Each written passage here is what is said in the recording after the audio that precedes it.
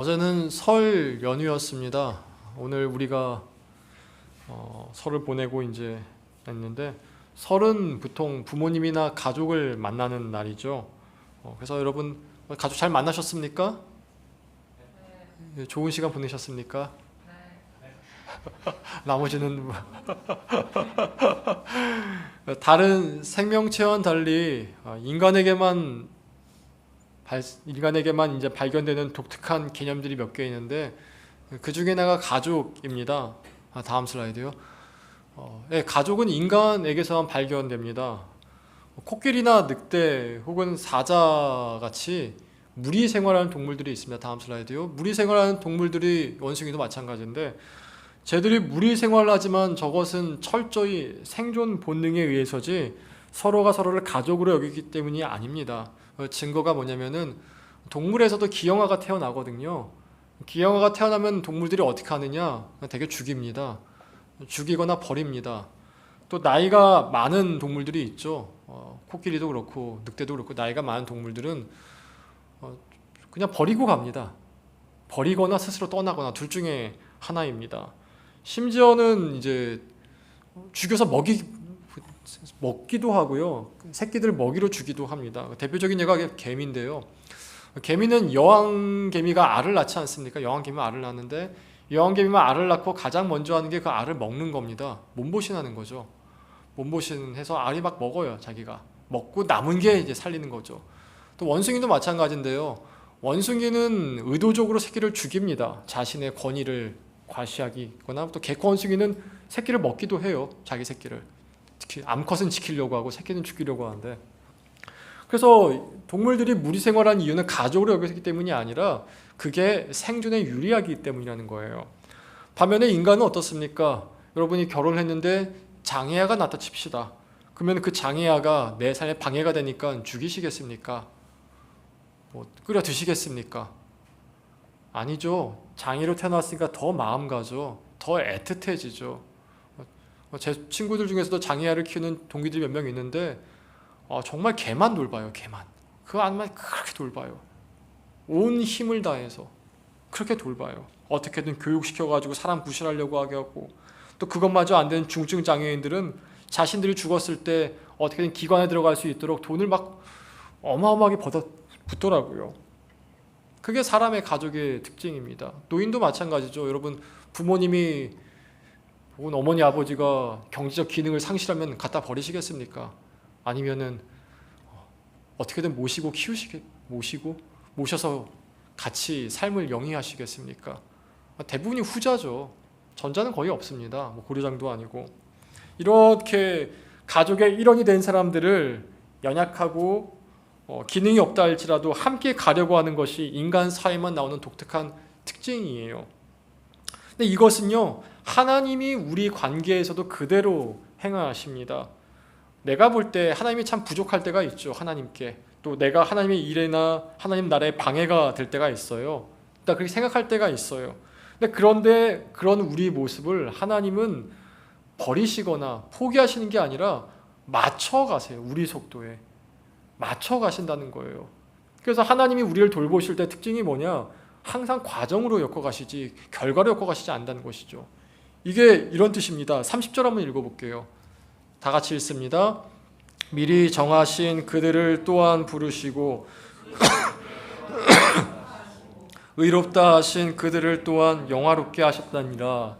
정하시다, 부르시다, 의롭게 하시다, 영화롭게 하시다. 이게 네 가지 단계인데 이것을 하나님께서 우리에게 한 번에 다 요구하지 않으세요. 우리를 다 한 번에 요구하지 않으시고 한 단계 한 단계 한 단계를 겪어 나가게 하신다는 거죠. 미리 정한다는 얘기가 뭐냐면요, 우리를 구원하시기로 결정했다는 거예요. 고아원에 가서 아이를 입양하려고 하든 아니면 내 뱃속에 난 아이를 산부인과에서 아이를 낳든 간에 아이가 있으면 부모는 선택을 해야 됩니다. 이 아이를 기관에 맡길 것인가 아니면 내가 데려와서 내 자녀를 키울 것인가. 이 선택의 순간이 있습니다.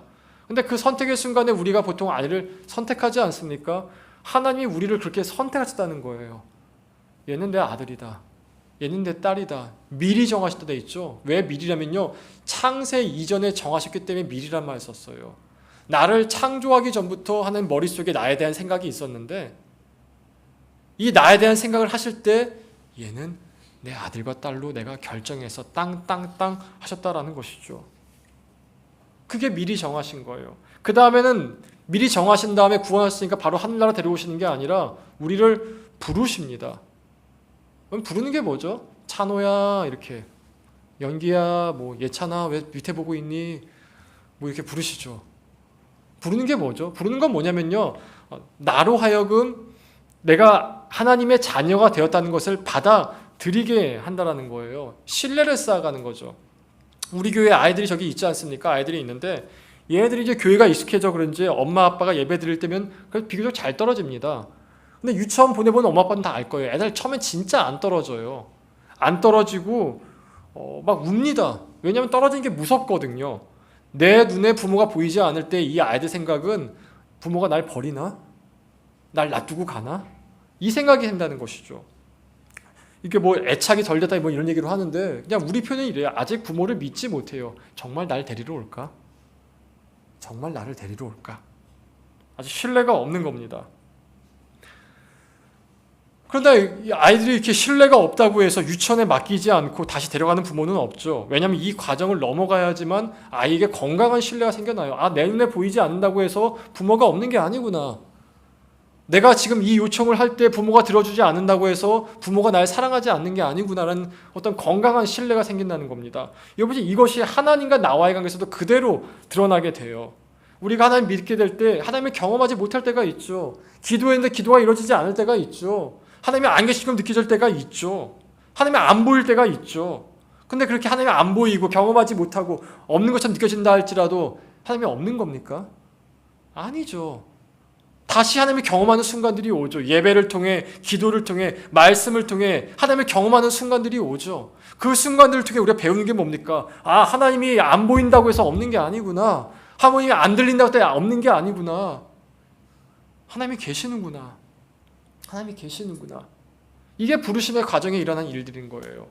이 부르심의 과정들은 아이들이 유치원 때 배우는 것들을 우리도 영적으로 똑같이 배우는 겁니다. 그래서 이 단계를요, 히브리서는 믿음의 초보 단계라고 얘기해요. 6장 1절부터 2절까지 읽어보겠습니다. 다 같이 읽습니다. 그러므로 우리가 그리스도의 도의 초보를 버리고 죽은 행실을 회개함과 하나님께 대한 신앙과 세례들과 안수와 죽은 자의 부활과 영원한 심판에 관한 교훈의 터를 다시 닦지 말고 완전한 대로 나아갈지니라. 저 노란 것 앞에 뒤에가 있는데 저 가운데 있는 것이 그리스도의 도의 초보입니다. 부르심의 단계 일어나는 거예요. 회개하는 것, 믿음을 갖는 것, 부활을 믿는 것, 심판을 믿는 것. 그게 우리 도의 초보, 부르심의 단계 일어나는 것이라는 거죠. 눈에 보이지 않으나 하나님은 지금도 계시며 나는 그분의 자녀가 되었다는 것을 믿어지는 겁니다. 이게 이제 성숙해지면요, 이 부분에서 넘어지지 않게 돼요. 기도가 이루어지지 않는다 할지라도, 어려운 일이 있다 할지라도 하나님이 안 계시구나, 하나님이 어디서 이렇게 되지 않는다는 것이죠. 그 다음 단계가 의롭게 하는 단계예요. 의롭게 하는 단계를 지금 맥락에 맞게 바꾸면은 하나님 수준에 맞도록 만든답니다. 성숙해지게 하는 것이죠. 어른의 성품을 갖는 거예요. 이것을 잘 설명한 것이 고린도전서 13장 11절인데 한번 읽어보겠습니다. 다 같이 읽겠습니다. 내가 어렸을 때는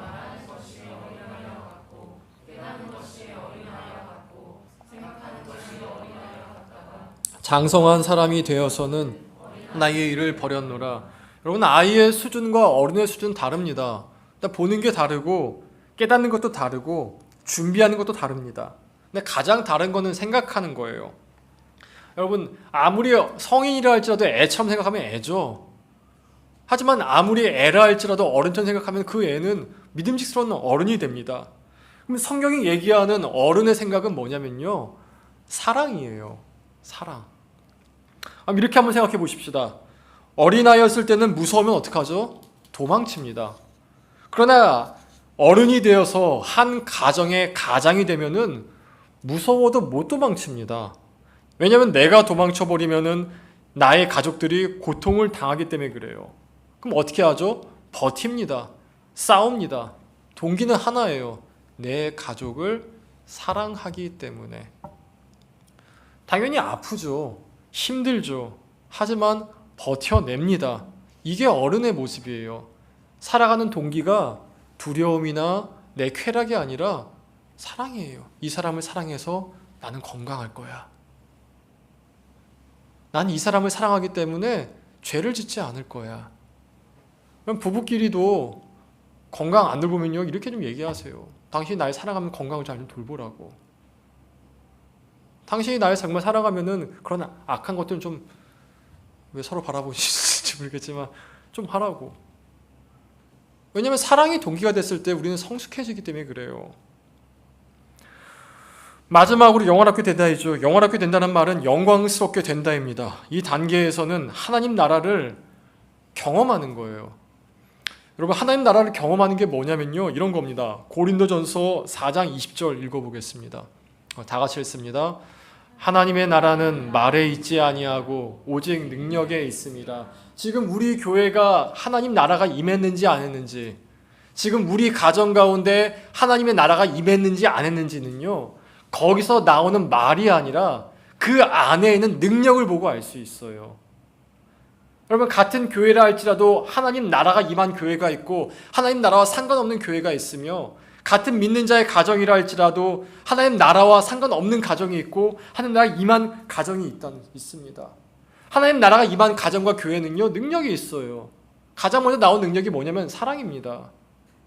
상대방을 볼 때 지적이 나오는 게 아니라 사랑부터 나와요. 그래서 서로 섬기게 되죠. 기도가 나옵니다. 기쁨이 있어요. 순종하게 되죠.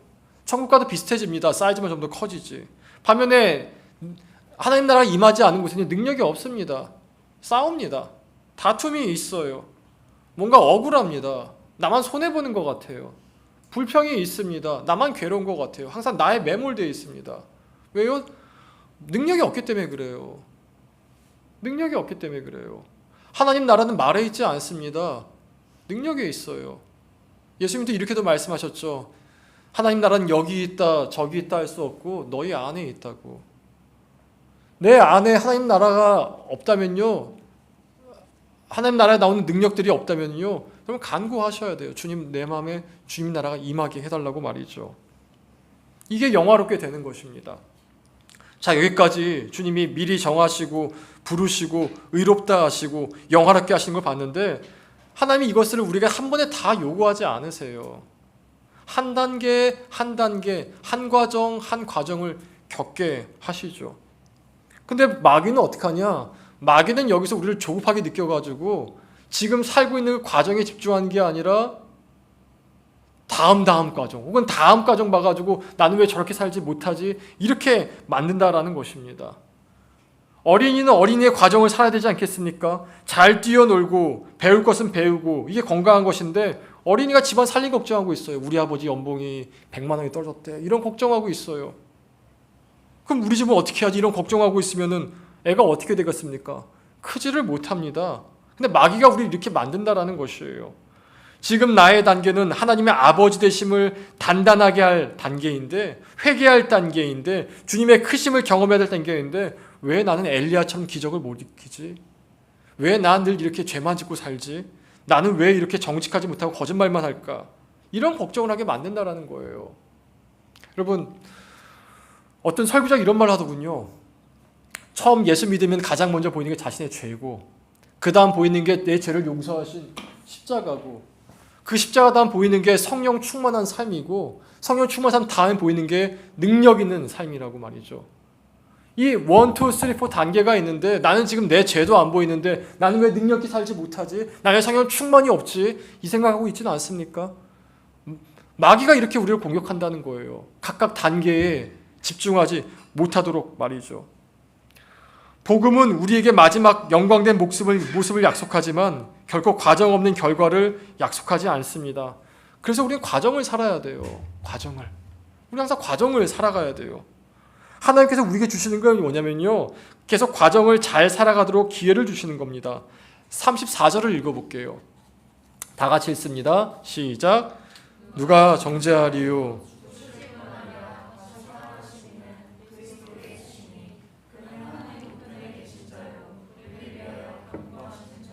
아멘. 예수님께서 우리를 하신 게 뭐냐면 간구하신다는데, 이 간구하다가 좀 재밌습니다. 단어가 툭차노예요. 툭차노. 차노를 툭차. 엔 툭차노. 간구하답니다. 엔 툭차노. 기억할 수 있겠죠. 차노를 차는 게 툭차노. 간구하다. 근데 이 간구하다가 사전을 보면요, 뭐라 번역되어 있냐면은 기회를 주다라고 되어 있어요. 찬스를 만들다. 뭐 축구할 때처럼 찬스를 만들다. 기회를 주다. 예수께서 우리에게 계속 하신 게 뭐냐면요, 계속 기회를 만드시는 거예요. 계속 기회가 오도록 하는 거죠. 어떤 기회입니까? 거룩하게 살 기회, 순종할 기회, 말씀 가운데 엎드려질 기회. 예수님이 하신 일은요, 계속 그 기회를 만드시는 거예요. 우리가 살면서 수많은 실패하지 않습니까? 수많은 죄를 짓지 않습니까? 마귀는요, 계속 그 죄에만 집중하게 해요. 너 죄 졌잖아. 너 이렇게 살아가고 있잖아. 그때 우리의 마음이 어떻죠? 뜨끔하죠. 왜냐면 마귀의 말이 사실이니까. 너 어젯밤에 그거 봤잖아. 너 그것도 했잖아. 거짓말 했잖아. 뜨끔하죠. 사실이니까. 근데 그럼 예수님은 어떻게 하시냐? 그것을 있음에도 불구하고 다시 또 기회를 만들어주세요. 다시 거룩하게, 다시 순종하게, 다시 주 앞에 일어설 기회를 만드시는 분이 예수님이라는 거예요. 축구선수가 10번 기회 놓치고 한 번 기회 골 넣었을 때 박수 받지 않습니까? 우리 인생이 그렇다는 거예요. 주님이 계속해서 기회를 만들어 주셔가지고요, 어떻게 다시 한번 성장하게 만드신다라는 겁니다. 그러니 여러분, 내 실패를 보지 마시고 지금도 기회를 만드시는 주님을 바라보세요. 오늘도 나에게 하루를 주셔가지고 말씀을 듣게 하시는 그분을 바라보세요. 그게 우리 인생이에요. 그걸 기회를 잡았을 때 우리는 주님이 기뻐하시는 그런 삶을 살아가게 되는 것입니다. 말씀을 맺겠습니다. 저희 아이 중에 하나가 저한테 이렇게 얘기하더라고요. 아빠, 빨리 나이 들고 싶어. 빨리 어른 되고 싶어. 왜? 어른 되면 재밌게 놀 수 있으니까. 여러분은 더 나이 들고 싶어요? 아니면 다시 어려지고 싶어요?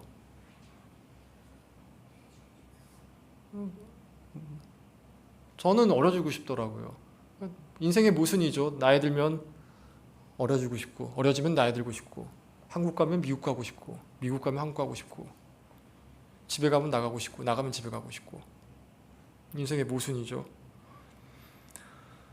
하지만 현명한 사람은 과거도 미래도 아니고 현재를 살아갑니다.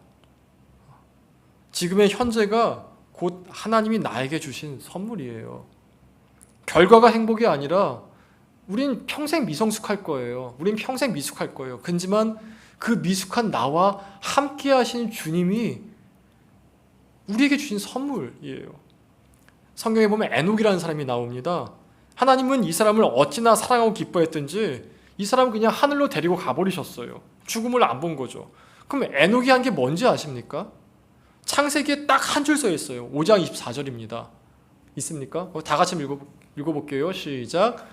에녹이 하나님과 동행하더니 하나님이 그를 데려가심으로 세상에 있지 아니하였더라. 에녹이 한 게 뭐예요? 동행이었어요. 에녹은 위대한 일 하지 않았어요.